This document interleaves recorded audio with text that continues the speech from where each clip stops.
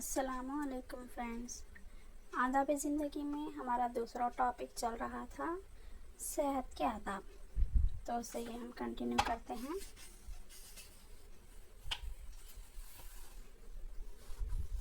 Number 1, हमेशा सख्त कोशी, जफाकशी, मेहनत, मुशक्क़त और बहादुरी की ज़िंदगी गुजारिए।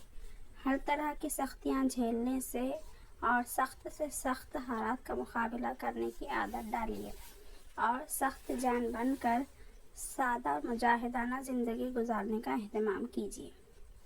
आराम तलब, सुहैल अंगार, नज़ाकत पसंद, काहिल, ऐश कोश, पस्त हिम्मत और दुनिया परस्त ना बनिए। नबी सल्लल्लाहु अलैहि वसल्लम जब मुआज़ बिन जबल रज़ियल्लाहु तआला अन्हु को यमन का गवर्नर बनाकर भेजने लगे तो हिदायत फरमाई कि मुआज़, अपने को ऐश कोशी से बचाए रखना, इसलिए कि खुदा के बंदे ऐश कोश नहीं होते। और हज़रत अबू उमैमा कहते हैं कि नबी सल्लल्लाहु अलैहि वसल्लम ने फरमाया, सादा ज़िंदगी गुजारना ईमान की अलामत है। नबी सल्लल्लाहु अलैहि वसल्लम हमेशा सादा मुजाहिदाना ज़िंदगी गुजारते थे और हमेशा अपनी मुजाहिदाना क़ुव्वत को महफूज रखने और बढ़ाने की कोशिश फरमाते थे। आप सल्लल्लाहु अलैहि वसल्लम तीरने से भी दिलचस्पी रखते थे, इसलिए कि तीरने से जिस्म की बेहतरीन वर्जिश होती है। एक बार एक तालाब में आप सल्लल्लाहु अलैहि वसल्लम और आप सल्लल्लाहु अलैहि वसल्लम के चंद सहाबी तैर रहे थे। आप सल्लल्लाहु अलैहि वसल्लम ने तैरने वालों में से हर एक की जोड़ी मुकर्रर फरमा दी कि हर आदमी अपने जोड़ के तरफ तैरकर पहुँचे। चुनांचा आप सल्लल्लाहु अलैहि वसल्लम के साथी हज़रत अबू बकर रज़ियल्लाहु तआला अन्हु करार पाए। आप तैरते हुए इन तक पहुँचे और जाकर इनकी गर्दन पकड़ ली। नबी सल्लल्लाहु अलैहि वसल्लम को सवारी के लिए घोड़ा बहुत पसंद था। आप सल्लल्लाहु अलैहि वसल्लम अपने घोड़े की खुद खिदमत फरमाते, अपने आस्तीन से इसका मुंह पोंछते और साफ करते, इसकी अयाल के बालों को अपनी उंगलियों से बटते और फरमाते, भलाई इसकी पेशानी से क़यामत तक के लिए वाबस्ता है। हज़रत उक़बा रज़ियल्लाहु तआला अन्हु फरमाते हैं कि नबी सल्लल्लाहु अलैहि वसल्लम ने फरमाया, तीर चलाना सीखो, घोड़े पर सवार हुआ करो। तीर अंदाजी करने वाले मुझे घोड़ों पर सवार होने वालों से भी ज़्यादा पसंद है, और जिसने तीरंदाजी सीख कर छोड़ दी, इसने खुदा की नेमत का नाक़दरी की। हज़रत अब्दुल्लाह बिन उमर रज़ियल्लाहु तआला अन्हु फरमाते हैं कि नबी सल्लल्लाहु अलैहि वसल्लम ने इरशाद फरमाया, जिसने ख़तरे के मौके पर मुजाहिदीन के पासबानी की, इसकी ये राह शब क़दर से ज़्यादा अफजल है। नबी सल्लल्लाहु अलैहि वसल्लम ने साहिब कराम रज़ियल्लाहु तआला अन्हु को खिताब करते हुए फरमाया, मेरी उम्मत पर वह वक्त आने वाला है जब दूसरी कौमें इस पर इस तरह टूट पड़ेंगी जिस तरह खाने वाले दस्तरखान पर टूट पड़ते हैं। तो किसी ने पूछा, या रसूलुल्लाह सल्लल्लाहु अलैहि वसल्लम, क्या उस ज़माने में हमारी तादाद इतनी कम हो जाएगी कि हमें निगल लेने के लिए कौमें मुत्तहिद होकर हम पर टूट पड़ेंगी?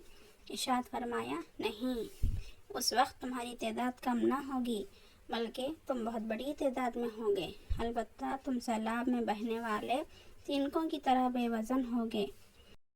तुम्हारे दुश्मनों के दिल से तुम्हारा रौब निकल जाएगा और तुम्हारे दिलों में पस्त हिम्मती घर कर लेगी।